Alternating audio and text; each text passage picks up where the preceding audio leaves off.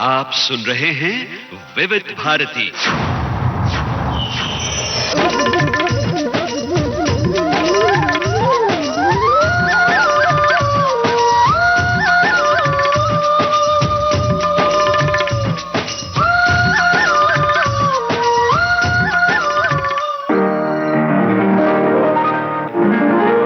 आज के मेहमान। अथ स्वागतम् शुभ स्वागतम् अथ स्वागतम् शुभ स्वागतम् आनन्द मङ्गल मङ्गलम् आनन्द मङ्गल मङ्गलम् हितप्रियं भारत भारतम् हितप्रियं भारत भारतम् स्वागतम् शुभ स्वागतम् अथ स्वागतम् शुभ स्वागतम्। दोस्तों नमस्कार, मैं आपका दोस्त यूनुस खान हूं और आज हम एक बहुत ही स्पेशल प्रोग्राम लेकर हाजिर हुए हैं। आप सभी जानते हैं कि मुकेश हम सबके दिलों की धड़कन हैं। हम खुश हों या उदास हों, जिंदगी का कोई भी पहलू चल रहा हो, मुकेश के गाने हमारी जिंदगी में एक साथ चलते हैं।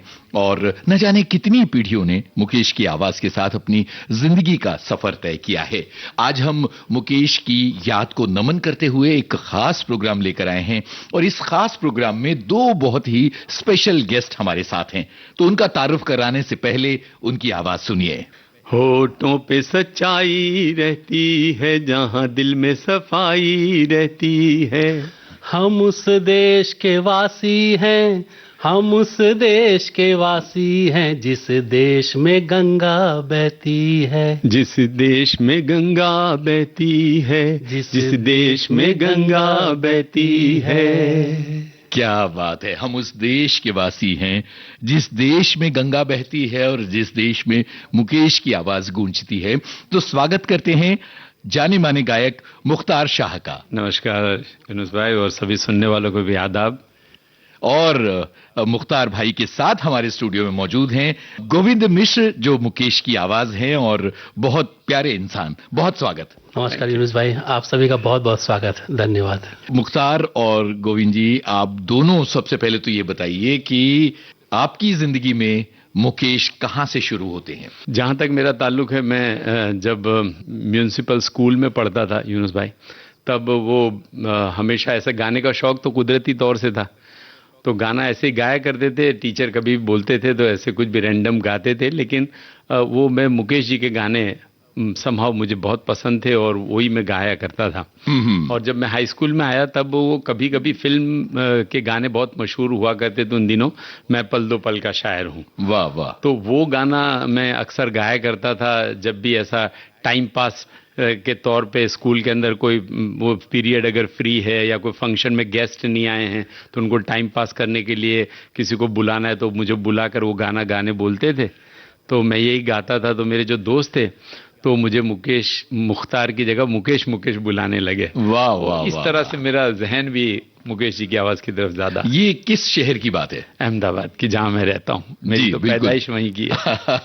तो अहमदाबाद में स्कूल और कॉलेज में पढ़ते हुए आपका जो झुकाव है वो मुकेश के गानों की तरफ हुआ। जी। अब गोविंद की तरफ बढ़ते हैं। गोविंद, आप बताइए आपके साथ क्या हुआ? जी, मैं तो हमेशा दूसरे सिंगर्स के ही गाने गाता था, लेकिन क्या है कि कुछ जो जानकार लोग थे संगीत के, और जहाँ पे मैं सीखता था, बेसिकली इलाहाबाद जहाँ का मैं रहने वाला हूँ, अब वो प्रयागराज हो गया है, तो वहाँ पर कुछ लोगों ने मुझे बोला कि आप मुकेश को ट्राई कीजिए, आपकी वॉइस जो है थोड़ा सा ऐसा सिमिलर आता है।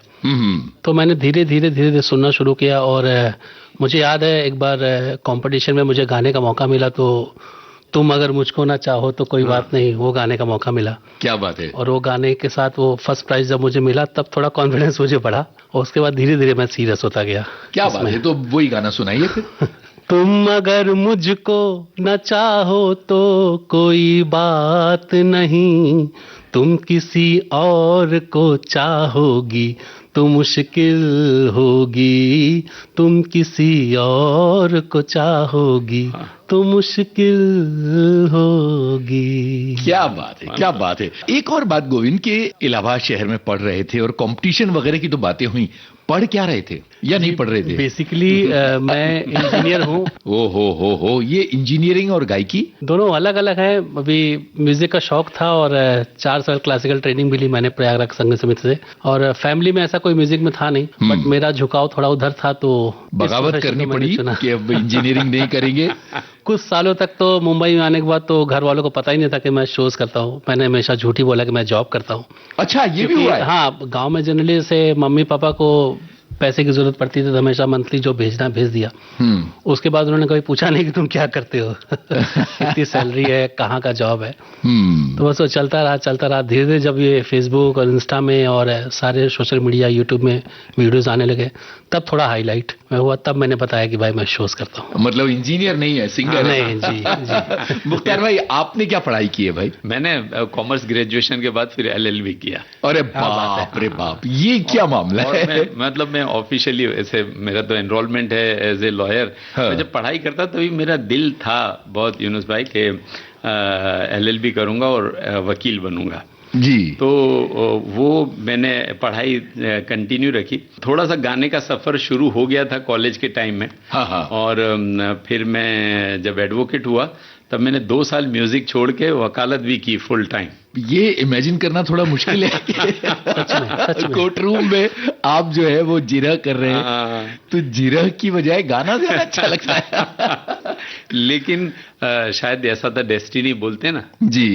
तो मैंने शुरुआत की, क्राइम साइड मेरा लीगल प्रैक्टिस है। आज भी मतलब मेरा एनरोलमेंट है जी। और तो लेकिन वो जहन से कलाकार था, तो क्राइम की प्रैक्टिस के अंदर बहुत ज्यादा मन बहुत सेट हुआ नहीं। तो मैं धीरे धीरे थोड़ा उससे दूर होता गया और कुछ हालात भी ऐसे हुए कि मुझे ऐसा चूज करना पड़ा कि या ये फर्स्ट प्रायोरिटी रहेगी या ये फर्स्ट प्रायोरिटी रहेगी। हाँ। तो ऑफ कोर्स म्यूजिक मेरा पैशन था, तो वही फर्स्ट प्रायोरिटी मेरा। क्या बात है। अच्छा, तमाम शहरों में बल्कि दुनिया भर में आप मुकेश को गाते हैं। बहुत सारे ऐसे गाने हैं जो आपको कई बार गाने पड़ते हैं, क्योंकि वो पॉपुलर गाने हैं। जी। पर मैं यहाँ चाहता हूँ कि अपने मन का कुछ सुनाइए जो आप को कम गाने का मौका मिला। अमूमन शोज में नहीं रखे जाते ऐसे बहुत सारे गाने जो बहुत खूबसूरत गाने, जैसे अगर मैं बताऊं तो सारंगा तेरी याद। क्या बात है, सरदार मलिक साहब का संगीत है। जी। तो ये गाने अमूमन से कम होते हैं, जिक्र होता है जब कयामत का तेरे जलवों की बात होती है। वाह। तो ऐसे कुछ गाने मुझे बहुत अच्छे लगते हैं, लेकिन अमूमन कम गाने का मौका आता है। एक गाना मुझे याद आ रहा है, पुकारो मुझे नाम लेकर पुकारो। हाँ, क्या बात है। वो भी डांसिंग का ही म्यूजिक है। ये डांसिंग का म्यूजिक।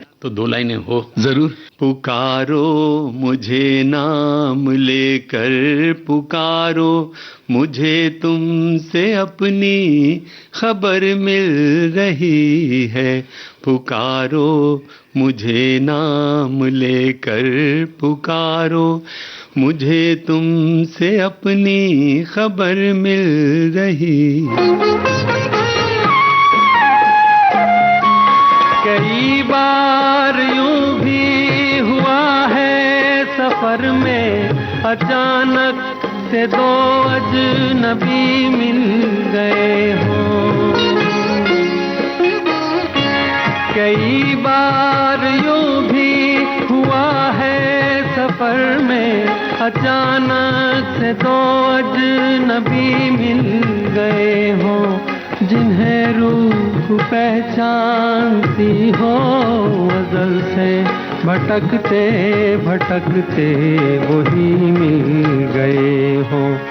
तुम्हारे लबों की कसम तोड़ दो तुम, जरा मुस्कुरा कर बहारें संवारो।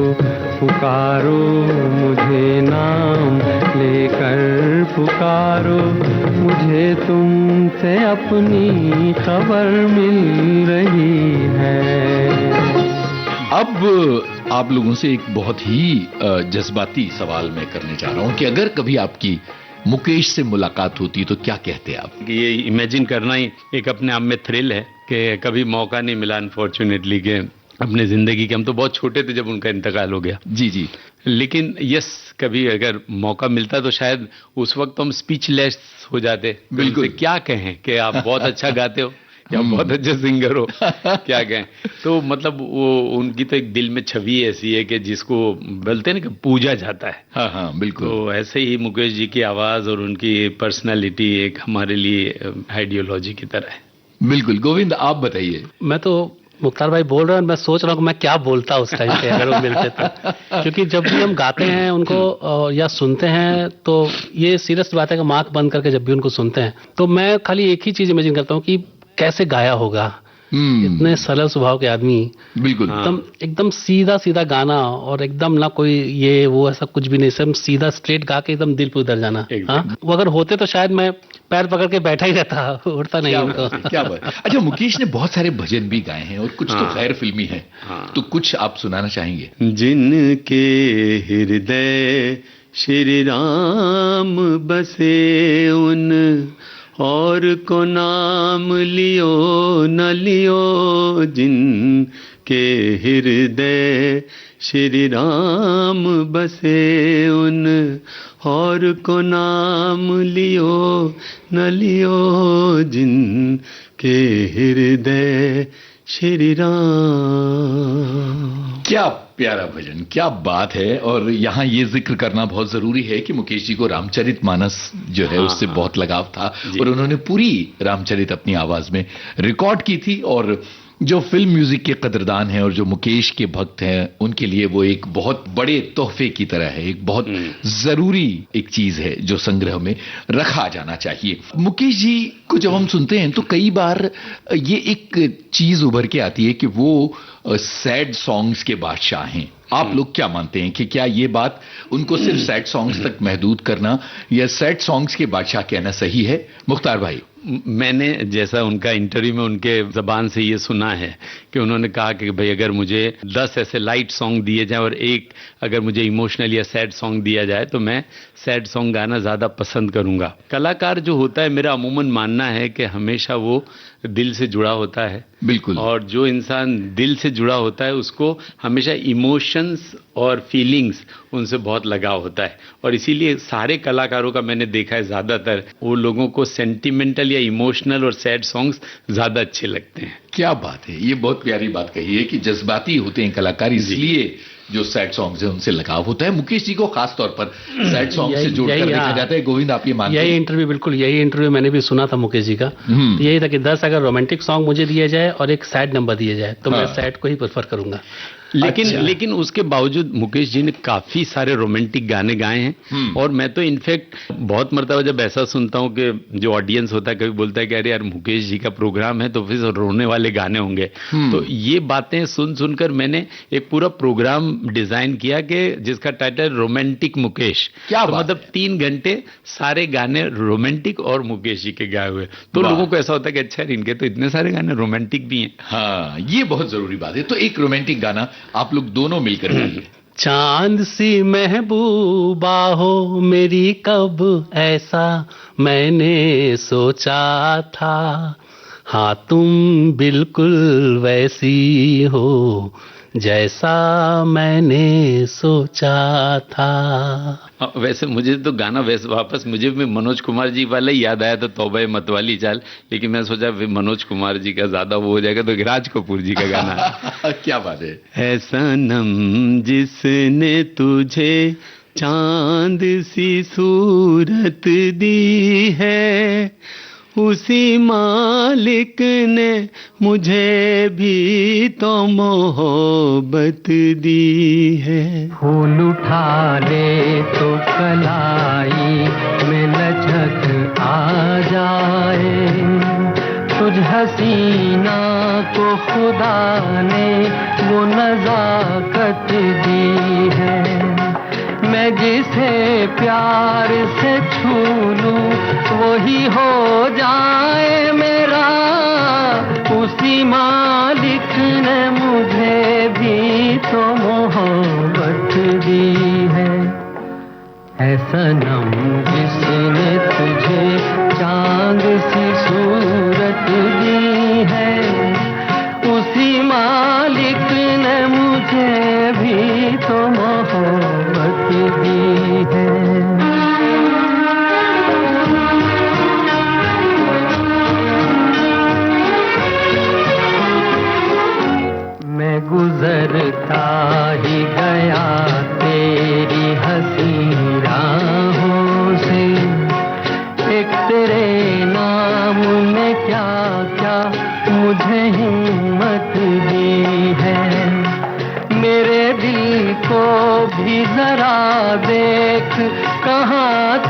हूँ मैं, उसी मालिक ने मुझे भी तो मोहब्बत दी है। ऐसा नम जिसने तुझे चांद सी सूरत दी है, उसी मालिक ने मुझे भी तो मोहब्बत दी है। रोमांटिक गानों की बात हो रही है और अभी मुख्तार भाई आपने कहा कि मनोज कुमार के ऊपर और राज कपूर के ऊपर मुकेश की आवाज तो इस गाने को चुना जाए।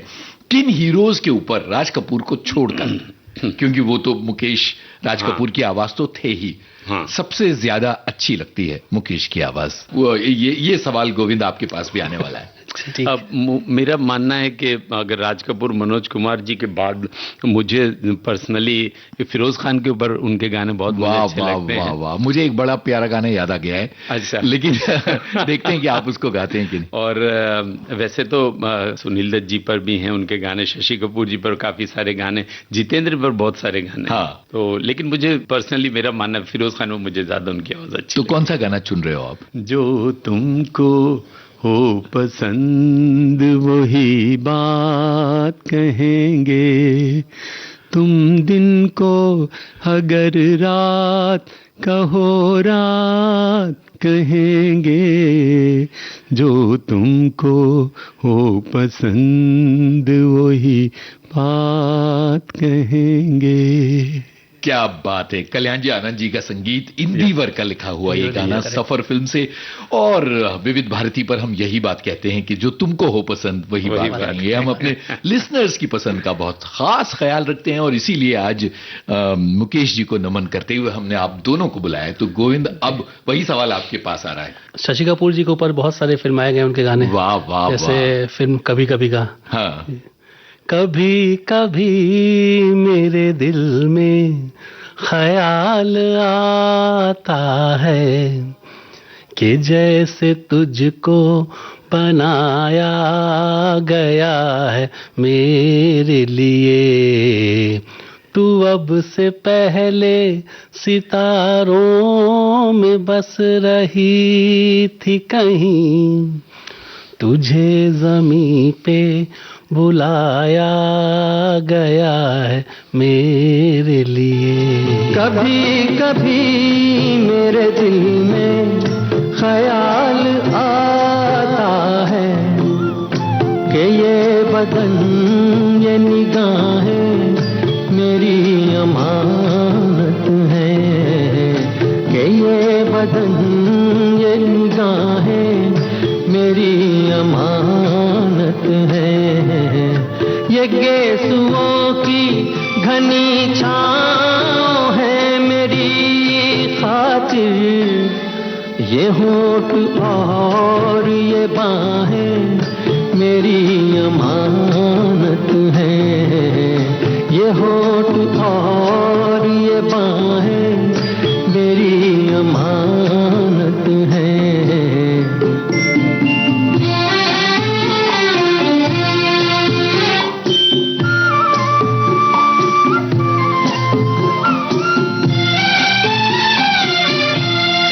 कभी कभी मेरे दिल में ख्याल आता है कि जैसे बजती हैं शहनाइयाँ सी राहों में,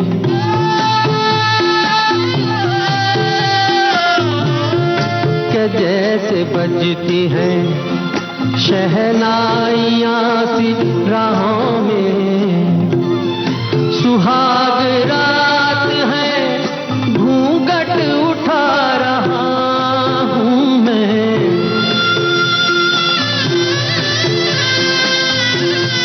सुहाग रात है घूंघट उठा रहा हूँ मैं, सिमट रही है तू शर्मा के अपनी बाहों में, सिमट रही है तू शर्मा के अपनी बाहों में।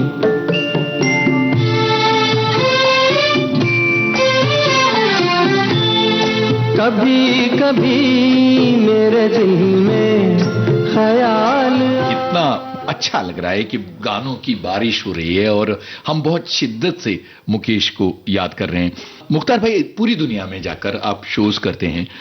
मैं विदेशों में आपके शोज की बात करने जा रहा हूं, जहां कोई यादगार घटना बताइए। यानी अमूमन तो जैसे हम अब्रॉड जो शोज करने जाते हैं तो ज़्यादातर तो हमारा क्राउड जो होता है अपना एशियन, उसमें भी अपना इंडियन क्राउड और अड़ोस पड़ोस के देशों के भी लोग जो होते हैं हमारा हिंदी सिनेमा को बहुत पसंद करते हैं, वो लोग ही प्रोग्राम देखने आते हैं। और यादगार में अगर मैं कहूँ तो मुझे हॉलैंड, नेदरलैंड एक ऐसी जगह लगती है कि जहाँ पर मैंने थ्रू आउट द वर्ल्ड देखा है कि रफ़ी साहब की पॉपुलैरिटी सारे प्लेबैक सिंगर्स में सबसे ज्यादा है, एक्सेप्टेबिलिटी भी उनकी सबसे ज्यादा है। लेकिन नेदरलैंड और सूरीनाम, क्योंकि ज्यादातर नेदरलैंड से लोग जो है सूरीनाम से माइग्रेट होकर आए हैं, ये एक जगह मैंने ऐसी देखी जहां रफी साहब से कुछ ज्यादा मुकेश जी को लोग पसंद करते। क्या बात है, ये एक ही देश, इसलिए मुझे वो देश बहुत अच्छा लगता है। वाह।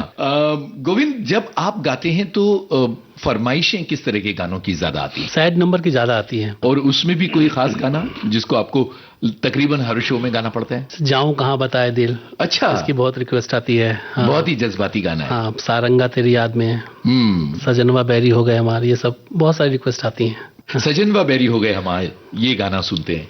सजनवा बैरी हो गए हमार, चिट्ठिया हो तो हर कोई बाँचे, चिट्ठिया हो तो हर कोई बाँचे, भाग ना बाँचे कोई, करमवा बैरी हो गए हमार।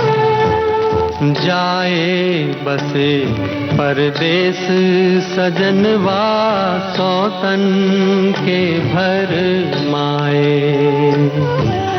जाए बसे परदेस सजनवा, सौतन के भर माए। ना संदेश न कोई खबरिया, रुत आए रुत जाए। डूब गए हम बीच भंवर में, डूब गए हम बीच भंवर में, करके सोला पार, सजनवा बैरी हो गए हम। कौन होगा जिसको इस फिल्म से प्यार ना होगा? है ना? तीसरी कसम फिल्म का कौन सा गाना है जो आपके दिल के करीब है? वो गाने तो उस फिल्म के सारे ही अच्छे थे, बिल्कुल, लेकिन जो दूसरे दो गाने जो बहुत पॉपुलर हैं, सजन रे झूठ मत बोलो और दुनिया बनाने वाले, हाँ, वो गाने भी इक्वली इतने अच्छे और मुझे पसंद है। अच्छा, तो दुनिया बनाने वाले सुनते हैं आपसे। दुनिया बनाने वाले क्या तेरे मन में समाई, काहे को दुनिया बनाई तूने, काहे को दुनिया बनाई। काहे बनाए तूने माटी के पुतले, धरती ये प्यारी प्यारी मुखड़े ये उजले। काहे बनाया तूने दुनिया का खेला, काहे बनाया तूने दुनिया का खेला, जिसमें लगाया जवानी का मेला। गुपचुप तमाशा देखे वाहर तेरी खुदाई, काहे को दुनिया बनाई तूने, काहे को दुनिया बनाई। जब आप लोग गाते हैं तो बिल्कुल यूं लगता है जैसे मुकेश जी हमारे सामने मौजूद हैं और गा रहे हैं। अपने गले का किस तरह से ख्याल रखते हैं आप लोग? बारी बारी से बताइए। पहले मुख्तार। बिल्कुल, आप ये सवाल मुझसे करते तो मैं कहता पहले इनसे पूछिए। अब पर्टिकुलरली यूनुस भाई, थोड़ा सा गले का ख्याल रखने में एक तो बात यही होती है कि थोड़ा सा अपने वॉइस के लिए जो भी मैं तो बाकायदा म्यूजिक सीखा नहीं हूँ, हाँ। लेकिन मुझे जो थोड़ा सा ऊट पटांग आता है वैसे थोड़ा सा रियाज करना सुबह में, वो थोड़ा सा करते हैं। गले के लिए खास सबसे पहला वही ज़रूरी होता है। और दूसरा यही होता है कि शो से 3-4 घंटा पहले तक कोशिश करते हैं और ख्याल रखते हैं कि कुछ फ्राइड कुछ नहीं खा लें या खट्टा कुछ ऐसा नहीं खा लें, और ठंडे का परहेज तो हमेशा रहता है थोड़ा। गोविंद आप? आइसक्रीम वगैरह तब चलता है जब 3-4 दिन का गैप हो, तो ऐसा लगता है कि भाई अभी गैप है, खा लो। हाँ। थोड़ा सा कर सकते, थोड़ा फ्राइड चीज कुछ हुआ, हाँ। क्योंकि समोसा वमोसा मुझे बहुत पसंद है। अच्छा। तो मैं देखता हूँ कि 3-4 दिन का गैप है तो मैं खा लेता हूँ, अदरवाइज नहीं खाता। और कोशिश करता हूँ कि नींद प्रॉपर लूँ जितना हो सके। 7-8 घंटे की नींद लेता हूँ, और सुबह उठना, जैसा मुख्तार भाई ने बोला कि थोड़ा सरगम पे तो लगता ही हूँ, मतलब नोट्स पकड़ के एक नोट सा, नींद आ पाए, सरगम, वो एक नोट पे रहता हूँ मैं। बिल्कुल। इलाहाबादी व्यक्ति को दुनिया में बाकी जगहों के समोसे पसंद आते हैं? नहीं आते, लेकिन अब वो टेस्ट ऐसा करता हूँ, चलो इलाहाबाद में ही खा रहा हूँ। अच्छा। खान पान का बाकायदा परहेज होता है? थोड़ा सा हाँ, थोड़ा सा ख्याल तो रखना ही रहता है। अच्छा, ये बताइए कि मुकेश की बहुत सारी गजलें हैं, और उनमें से कुछ गजलें आपके दिल के बहुत करीब हैं, ये मुझे पता है। तो किन गजलों का इतनी खूबसूरत उन्होंने जो गैर फिल्मी ये गजल वगैरह उन्होंने गाई हैं जी, लेकिन मेरा जो पर्टिकुलर मुझे जो बहुत पसंद है वो है तेरे लबों के मुकाबिल गुलाब क्या होगा, तेरे लबों के मुकाबिल गुलाब क्या होगा, तू लाजवाब है तेरा जवाब क्या होगा, तेरे लबों के मुकाबिल। तेरी अदा पे फिदा हमको क्या जमाना है, तेरी अदा पे फिदा हमको क्या जमाना है, निसार तुझ पे मेरे दिल का यह खजाना है, तेरे शबाब से बढ़कर शबाब क्या होगा, तेरे शबाब से बढ़कर शबाब क्या होगा, तेरे लबों के मुकाबिल। क्या बात है। ये बहुत ही शानदार एल्बम रहा है जिसमें बहुत कमाल की गजलें हैं। हमसे भागा ना करो गजालों की तरह, मेरे महबूब नहीं ये नहीं। मुकेश जी ने गैर फिल्मी एल्बम बहुत सारे किए, और वो दौर ऐसा था जब प्लेबैक सिंगर्स अपनी पसंद के गानों के लिए गैर फिल्मी एल्बम्स करते थे। लता जी ने किए, आशा जी ने किए, मन्ना डे ने बहुत सारे किए, रफ़ी साहब की भी गजलें मौजूद हैं। तो अच्छा, गोविंद, मुकेश के ही गाने आप सिर्फ सुनते हैं या जब सुनने की बारी आती है तो? मैं सच बोलूं तो ऑन एयर आज एक्सेप्ट कर रहा हूं कि जब मेरा शो होता है, जब रिहर्सल होता है, रिहर्सल के एक दिन पहले ही मैं मुकेश जी को एकदम सीरियस होकर सुनता हूँ। अच्छा। नहीं तो मेरे फेवरेट तो हमेशा रफ़ी साहब रहे हैं। और क्या बात है, रफ़ी साहब को मैं बहुत सुनता हूँ। तो फिर अब मैं ये चाहता हूँ कि रफ़ी साहब का एक गाना आप सुनें। ये तो अलग ही हो जाएगा मामला, है ना?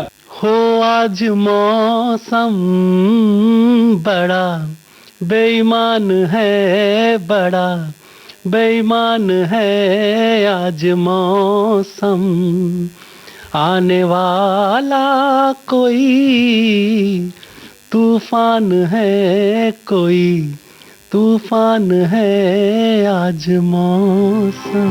क्या हुआ है, हुआ कुछ नहीं है, क्या हुआ है, हुआ कुछ नहीं है, बात क्या है पता कुछ नहीं है, मुझसे कोई खता हो गई तो इसमें मेरी खता कुछ नहीं है, खूब खूबसूरत है तू, रुत जवान है आज मौसम। कार्यक्रम जारी रहेगा इस अंतराल के बाद।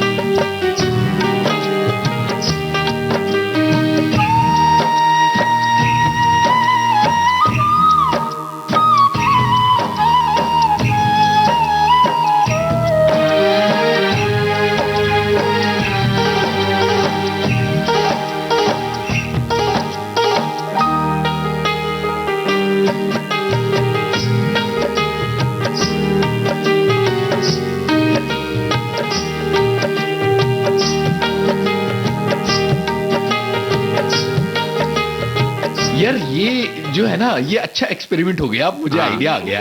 अब मुख्तार भाई आपको भी रफी का गाना गाना पड़ेगा। ऐसा किसी ने किया नहीं होगा, लेकिन यहाँ तो होगा ये अब। सुहानी रात ढल चुकी, ना जाने तुम कब आओगे। सुहानी रात ढल चुकी, ना जाने तुम कब आओगे। हवा भी रुख बदल चुकी, ना जाने तुम कब आओगे। नजारे अपनी मस्तियाँ दिखा दिखा के सो गए। सितारे अपनी रोशनी लुटा लुटा के सो गए। हर एक शम्मा जल चुकी, ना जाने तुम कब आओगे। सुहानी रात ढल चुकी, ना जाने तुम कब आओगे। क्या बात है, पहली बार आपसे हमने रफी साहब को सुना। मैंने भी है ना? ये देखिए, ये ऐसा सिर्फ गुजराती में ही पॉसिबल है, ऐसा शोज में तो पॉसिबल नहीं है। लेकिन अब अगर लोगों ने सुन लिया तो हो सकता है कभी ऐसा कुछ फरमाइश आ जाए। अच्छा, जब आप फुर्सत में होते हैं तो ऐसा तो जरूरी नहीं है कि सिर्फ मुकेश के गाने सुन रहे हों, तो किन किन कलाकारों के गाने सुन रहे होते हैं? मैं रफ़ी साहब सभी के फेवरेट रहे हैं, उनके गाने में बहुत सारी वैरायटीज़ हैं। और ऑफ कोर्स मैं कभी किशोर कुमार जी के भी गाने कुछ मुझे पसंद हैं, तो वो मैं सुनता हूँ अगर वक्त मिला तो। गोविंद? मैं गुलाम अली साहब को बहुत सुनता हूँ। खाली टाइम पे मैं गुलाम अली साहब को ही सिर्फ सुनता हूँ। बहुत मजा आता है उनकी हरकतों को, उनको सब एकदम ऐसा डूब जाता हूँ पूरी तरह से। वहां हमने गजलों की बातें की तो यहाँ पर भी जो है, लेकिन अब ये कह के फंस गए गुरु। मैं सोच ही रहा था, सोच के जो है चुपके चुपके रात दिन, चुपके चुपके रात दिन, आंसू बहाना याद है। चुपके चुपके रात दिन, आंसू बहाना याद है। हमको अब तक आशिकी का वो जमाना याद है। चुपके चुपके रात दिन। एक पूरा दौर रहा है गजलों का, जब गुलाम अली के कैसेट्स कौन होगा जिसके कलेक्शन में नहीं हुआ करते होंगे। एग्जैक्टली। आप लोग बहुत शोज करते हैं और ट्रैवल भी करते हैं अपने शोज के लिए। मुकेश की आवाज में अलग अलग गानों की अदायगी लाइव ऑडियंस के सामने, कितने दबाव और तनाव की बात होती है और लोगों की एक्सपेक्टेशंस होती हैं और हर दिन एक जैसा तो नहीं होता है। एग्जैक्टली।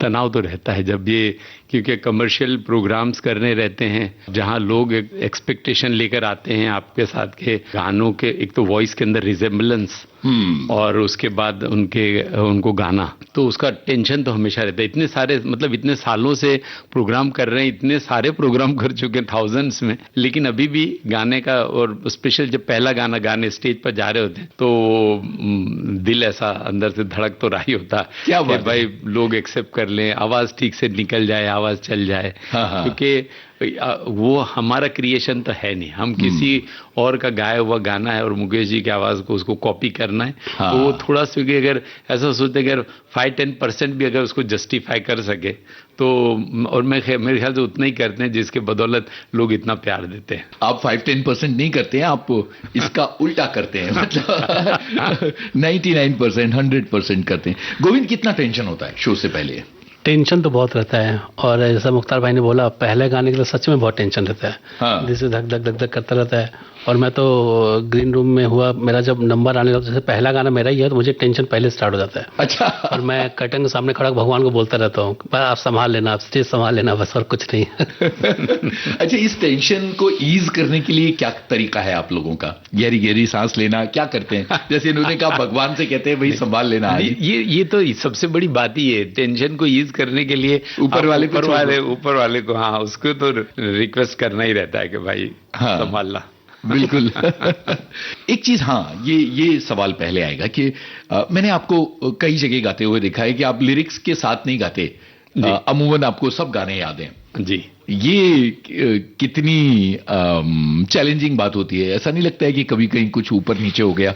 नहीं, क्या है कि बचपन से एक गाने का जो शौक रहा, तो पुराने दौर में जब हम छोटे थे तो हम लोगों को पता है, हम फिल्में जब जैसे देखने जाते तो स्टोरी भी पूरी याद होती थी। बिल्कुल। और अपने दोस्तों में कभी डिस्कस करते थे कि ऐसा होता तो वैसा होता। तो गाने भी उसी वक्त से, मुझे सारे गाने, इनसे इतना लगाव था, इतने दिल से जुड़े रहे इन गीतों के साथ, वो तब से याद हैं। तो वो आज तक ऐसे एक सिस्टम कुदरत ने अंदर इतनी मेहरबानी की है कि वो एक सेट रखा है कि मैं स्टेज पे जाता हूँ, मैं कभी ऐसा सोच कर भी नहीं जाता हूँ कि अच्छा इसका पहला अंतरा क्या है, सेकंड क्या है, वो स्टेज पे याद आते जाता है, वो चलता चला जाता है। हाँ। तो कभी मैंने आपको लिरिक्स के साथ गाते हुए नहीं देखा, इसलिए मैंने कहा कि ये बात जो है ये तो पूछनी जरूरी है कि कितने गानों का खजाना दिमाग में जमा कर रखा है। और वो मैंने क्या है कि कभी रखा भी नहीं रेफरेंस के लिए, मैं कागज इसीलिए नहीं रखता हूँ क्योंकि जिस दिन साइकोलॉजी एक बैक ऑफ द माइंड मैंने मैसेज दे दिया कि अब भाई एक रेफरेंस के लिए है, तो वो नजर वहां जाएगी। तो कहते हैं ना कि अब जैसे बैंडेज खरीदते तो आपको चोट लगती है। अरे तो खरीदना ही नहीं चाहिए बैंडेज। गोविंद, कितने गाने याद रहते हैं और डायरी की जरूरत पड़ती है? हाँ, कभी कभी पड़ती है। जैसे मुख्तार भाई ने बोला अभी कि थोड़ा रेफरेंस के लिए ना, वो दिमाग में मेरे बैठ गया है वो चीज। कुछ लाइनों को देखना पड़ता है, मतलब बहुत बार गाया है लेकिन फिर भी वो देखना ही पड़ता है, होता है। लेकिन कुछ गाने बहुत याद हैं, कुछ गाने एकदम पूरे याद है, लेकिन कुछ गानों को जिनको मतलब अमूमन कभी नहीं गाया है या पहली 2 बार गा रहा हूँ, 2-3 बार गाने के बाद तो वो याद ही हो जाता है। अच्छा, फिर सालों से आप लोग शोज कर रहे हैं और एक तरह से शो जो है वो जीवन का एक हिस्सा बन चुके हैं, तब भी रिहर्सल कितनी मायने रखती है? हर शो के पहले एक रिहर्सल होती है। मैं अब इन दिनों अभी काफ़ी सारे मतलब रिहर्सल में स्किप करने लगा हूँ, बहुत नहीं जाता हूँ रिहर्सल में। लेकिन ये हाँ, कभी जैसे प्यारे भाई का अगर कोई प्रोग्राम है या आनंद जी भाई के साथ कर रहे हैं, विजू भाई के साथ कर रहे हैं, तो वो रिहर्सल पर्टिकुलरली अटेंड करने जाता हूँ क्योंकि एक थोड़ा सा लर्निंग लेसन्स रहते हैं वहाँ पे। और बाकी अब म्यूजिशियंस और वो सब सारे इतने नोन हैं इतने सालों से, तो अब वो सबको एक लिस्ट दे दो और थोड़ा सा स्केल फोन पे डिस्कस कर लो तो काम वैसे चल जाता है। बिल्कुल, अनलेस बहुत ही के बढ़िया। कोई ऐसा रेयर गाना गा रहे हो तो थोड़ा सा बिगड़ देखना पड़ा। गोविंद आप बताइए।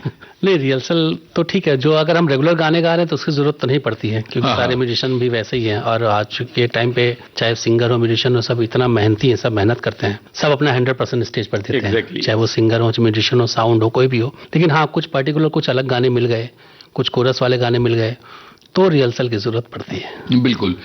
मुख्तार भाई, बहुत सारे लेजेंड्स के साथ मैंने आपको शो करते हुए देखा है जी। तो जैसे प्यारे भाई ही हैं जी, जी।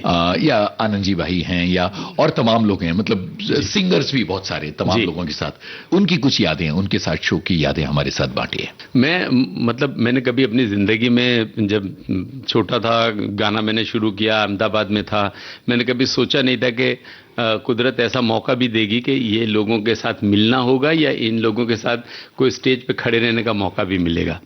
तो मैं ऊपर वाले का बहुत ही शुक्रगुजार हूँ कि उसने ये मौका दिया।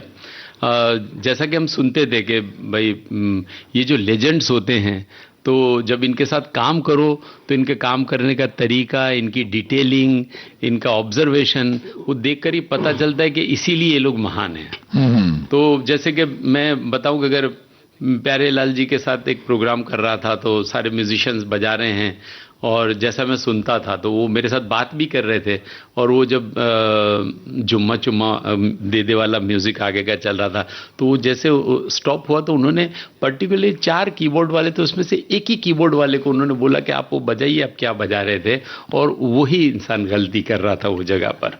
इतनी तो ये बारीकी से इतनी वो बारीकी से जो सुनना जी, ये। और प्यारे भाई के बारे में ये बहुत मशहूर है कि वो 20 वायलिन में से भी एक को पहचान लेंगे कि तुम गलत बजा रहे थे। Exactly. तो ये तो कमाल की बात है। उनके साथ बहुत रिहर्सल्स, बहुत शोज किए हैं आपने, तो कोई एक गुरु मंत्र जो उन्होंने आपको दिया हो? मुझे वो ऐसा कहते थे कि आपके थोड़े से जो लैंडिंग, जहाँ आप नोट्स आपको करते हैं, वो थोड़ा सस्टेन करना या उसको थोड़ा सा करेक्ट करना, जो उन्होंने मुझे बताया था। तो वो एक उन्होंने मुझे बताया, और वो मैं कोशिश करता हूँ कि जैसा उन्होंने मुझे बताया है, तो लैंडिंग नोट्स को, जब गाना जहाँ से जो लाइन जहाँ ख़त्म होती है तो उसको जो सस्टेन करना, तो कोशिश करता हूँ ऐसे ही करने की। मुझे लगता है कि वो गाना जो आप कई बार प्यारे भाई के साथ स्टेज पर गा चुके हैं, वो जल बिन मछली नृत्य बिन बिजली, तारों में सज के। हाँ। वो गाना सुनते हैं हमसे। तारों में सज के अपने सूरज से, देखो धरती चली मिलने, झनकी पायल मच गई हलचल, अंबर सारा लगा हिलने, तारों में सज के अपने सूरज से, देखो धरती चली मिलने। क्या बात है। इस गाने के बारे में जो एक ट्रिविया है वो भी बता दीजिए, the good the bad the ugly. वो जो म्यूजिक उन्होंने किया, तो वो मुझे प्यारे भाई ने बताया कि हमने उसका बाकायदा पेड करके वो लिया हुआ है म्यूजिक, गाया हुआ नहीं है। बिल्कुल बिल्कुल। लेकिन कमाल है कि इतनी बड़ी हॉलीवुड की फिल्म और उसका जो म्यूजिक है, वो जो थीम है, वहां से उन्होंने क्या शानदार तरीके से उसको गाने में बदला है। ये बहुत बड़ी बात है, कमाल की बात है। Exactly, yes. तो ये गाना पूरा सुनते हैं रिकॉर्ड से।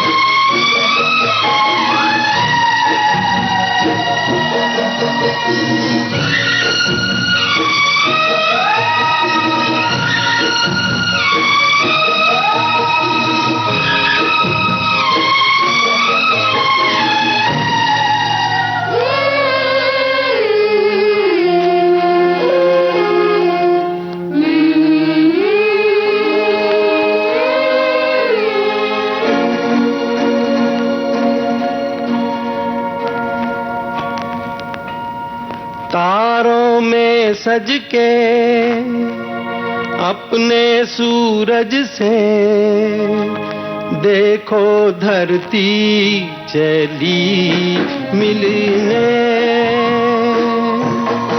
तारों में सज के अपने सूरज से, देखो धरती चली मिलने।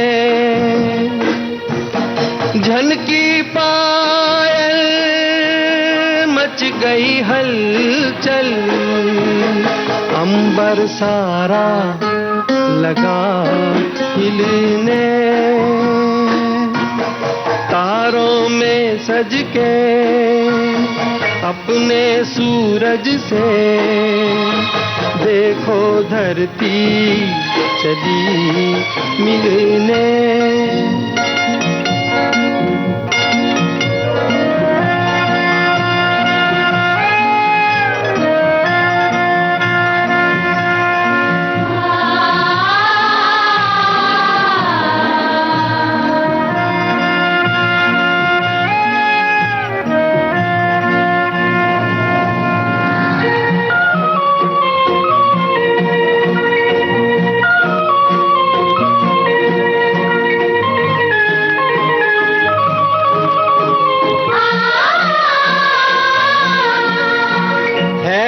घटाओं का दो नैन में काजल, धूप का मुख पे डाले सुनहरा सा आंचल। घटाओं का दो नैन में काजल, धूप का मुख पे डाले सुनहरा सा आंचल। यूं लहराई ली अंगड़ाई, लगी जैसे धनक खिलने, तारों में सज के अपने सूरज से, देखो धरती चली मिलने।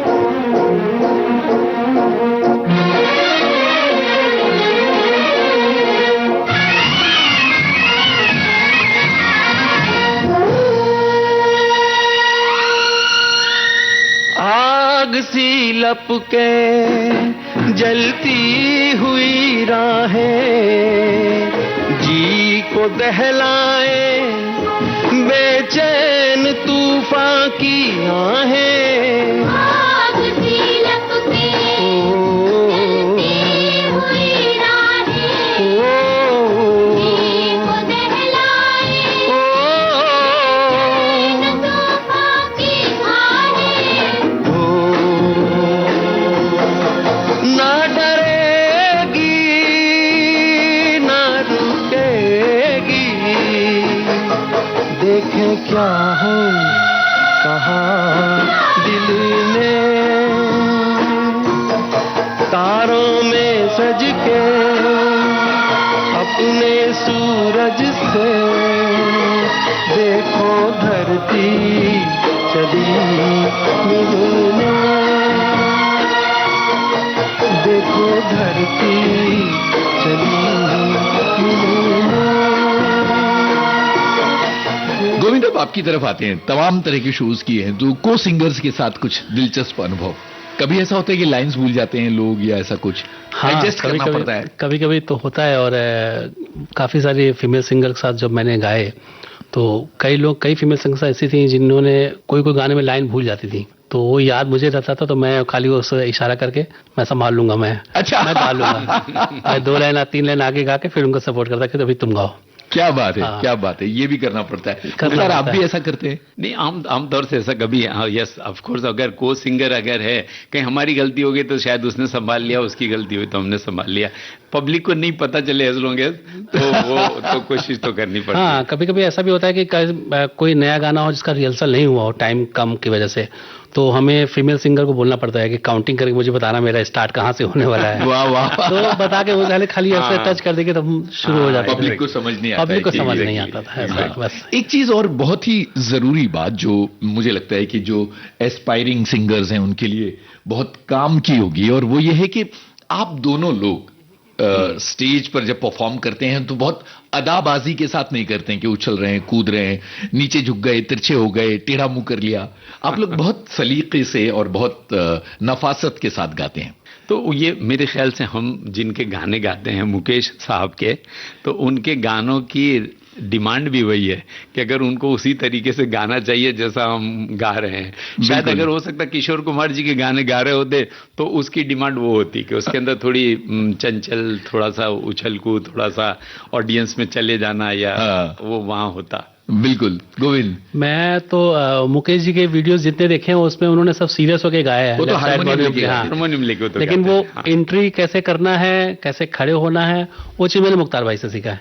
हाँ, मैंने क्या बात है। काफी शोज इनके साथ किए हैं, तो मैंने इनको सिर्फ नोटिस किया है कि ये कैसे एंट्री कर रहे हैं, कैसे खड़े हैं, कैसे गा रहे हैं, कितनी सादगी से गा रहे हैं। बिल्कुल बिल्कुल, वो वो important इसीलिए मैंने ये वो बात बस पूछी। तो इसीलिए आज मॉडेस्टी। नहीं, मैं बस वो चीज इनसे ही मैंने सीखा है। और सिंगिंग में भी बोलूं तो मुकेश जी को मैं सुनता हूं, लेकिन मुकेश जी को सुनने के बाद एक बार इनको जरूर सुन लेता हूं क्या बात है। कि इन्होंने कैसे गाया है। चलो, अब मैं चाहता हूं कि आप दोनों लोग मिलकर कोई गाना गाएं, तय कर लीजिए कि वो कौन सा गाना होगा।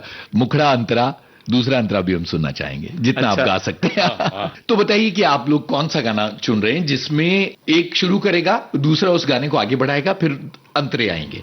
यस, एक बहुत ही सच्चाई के पर लिखा हुआ जो गाना है, सजन रे झूठ मत बोलो। क्या खुदा बात, के शैलेंद्र पास जी का जाना। गाना, फिल्म का नाम तीसरी कसम, शंकर जयकिशन। सजन रे झूठ मत बोलो, खुदा के पास जाना है, न हाथी है न घोड़ा है, वहाँ पैदल ही जाना है।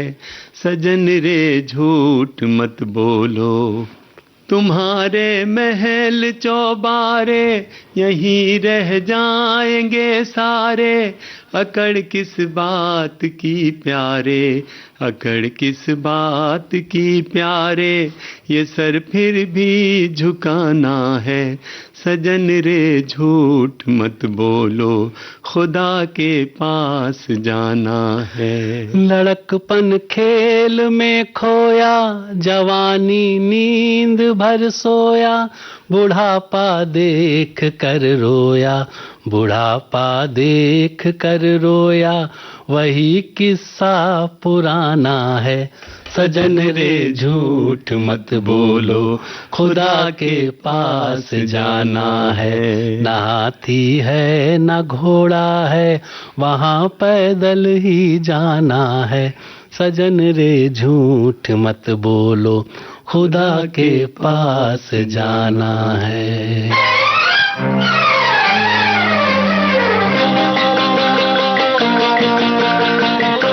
सजन रे झूठ मत बोलो, खुदा के पास जाना है।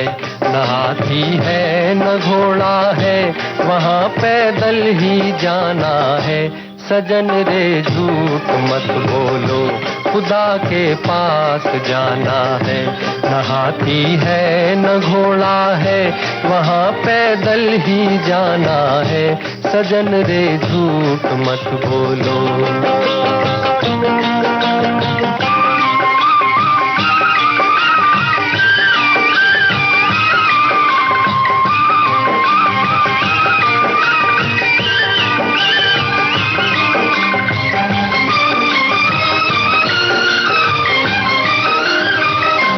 तुम्हारे महल चौबारे यहीं रह जाएंगे सारे,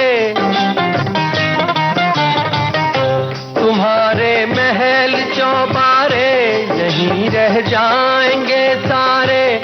अकड़ किस बात की प्यारे, अकड़ किस बात की प्यारे, ये सर फिर भी झुकाना है। सजन रे झूठ मत बोलो, खुदा के पास जाना है।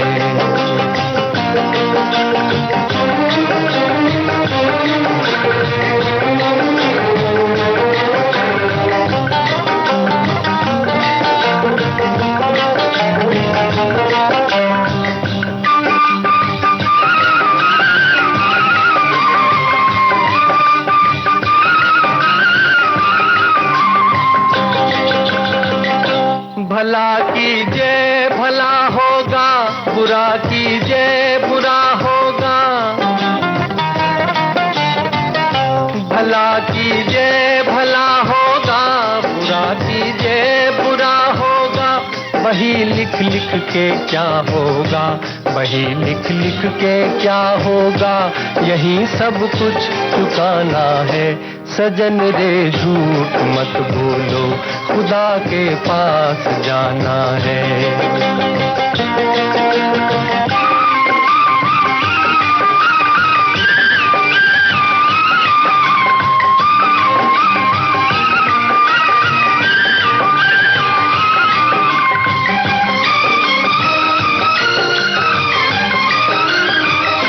लड़कपन खेल में खोया, जवानी नींद भर सोया। लड़कपन खेल में खोया, जवानी नींद भर सोया। बुढ़ापा देख कर रोया, बुढ़ापा देख कर रोया। वही किस्सा पुराना है। सजन रे झूठ मत बोलो, खुदा के पास जाना है। न हाथी है न घोड़ा है, वहाँ पैदल ही जाना है। सजन रे झूठ मत बोलो, खुदा के पास जाना है।